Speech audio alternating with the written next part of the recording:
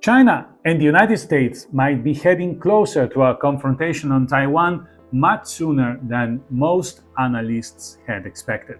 Why is that? Because China might think it can close the issue relatively quickly and painlessly, as the US is in a clear state of confusion and harsh divisions exist even inside Trump's administration itself.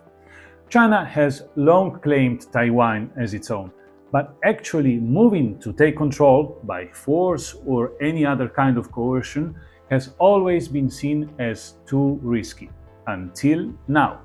Today, those calculations might be changing. Beijing sees a fractured US, a fatigued Europe, and a global order struggling to hold itself together. Thus, Xi's entourage might conclude that, if played correctly, taking over Taiwan might happen even without having to fire a single shot. That's because the option would not be an outright invasion, but a power grab in stages, where every move would be carefully evaluated before making the next, with intention to always keep the confrontation level just below the tipping point of transforming it into a war. A very delicate exercise which could boil over at any moment. This scenario runs around the blockade of the island by Chinese forces, or what China might call it a quarantine, isolating Taiwan without triggering a war. They would count on diplomacy to keep international situation under control, ensuring the continuing free flow of microchips while enforcing a new status quo where China gradually takes charge of Taiwan's contact with the outside world. From there, a second stage could begin, slowly entering its internal affairs, keeping Taiwan unreactive with a mixture of sticks and carrots. This option is not science fiction, it's a strategic move already modeled in Chinese and US war games. And what's more dangerous is that China might think that right now the US may be unwilling or even unable to stop it. President Trump's second term is shaping up around a clear logic: spheres of influence. He seems poised to focus American power mainly on North and Central America and possibly the entire Western Hemisphere, while slowly disengaging from the rest. Which raises the question, would Trump really risk American lives for an island off China's coast? He may view Taiwan as part of China's sphere, just like, in his eyes, Ukraine falls under Russia's zone. And Greenland? Well, that island falls geographically in the American quadrant, so he clearly still wants it for the US.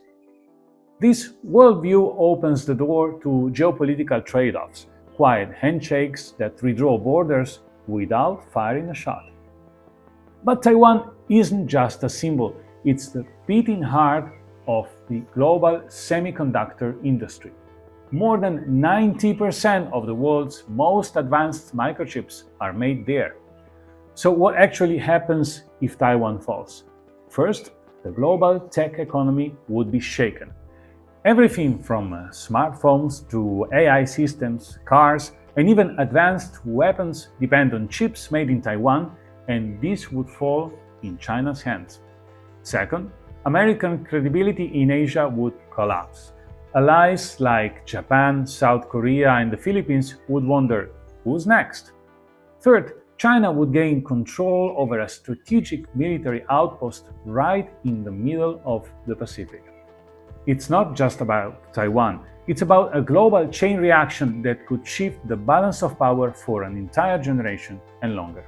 And that is why it matters very much exactly now. Taiwan's microchip production and the world's dependence on it is what we call its silicon shield. The idea being, if you attack us, you crush the global economy.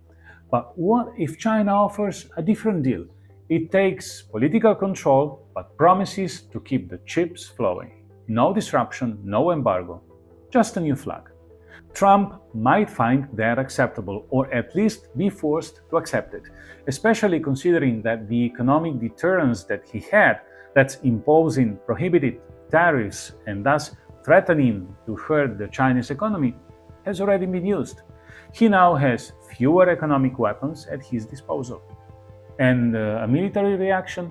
That might be off the table. But is it really?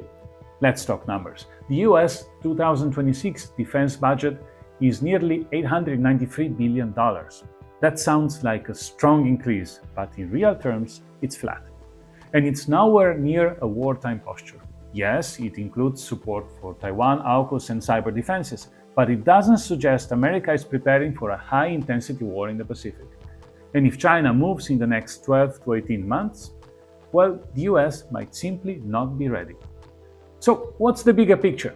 Trump's foreign policy may follow a transactional pattern.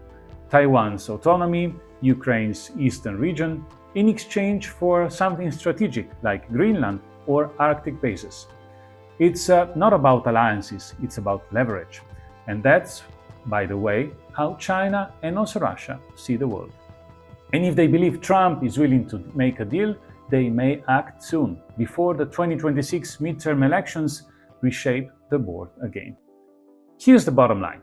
The idea of a slow, cautious China waiting for 2030, that may be already outdated.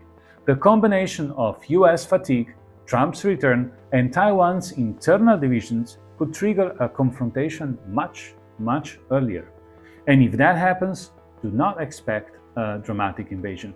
Expect pressure, quarantine, economic threats, and an offer that's just tempting enough for the US to say, we won't like it, but we won't stop it.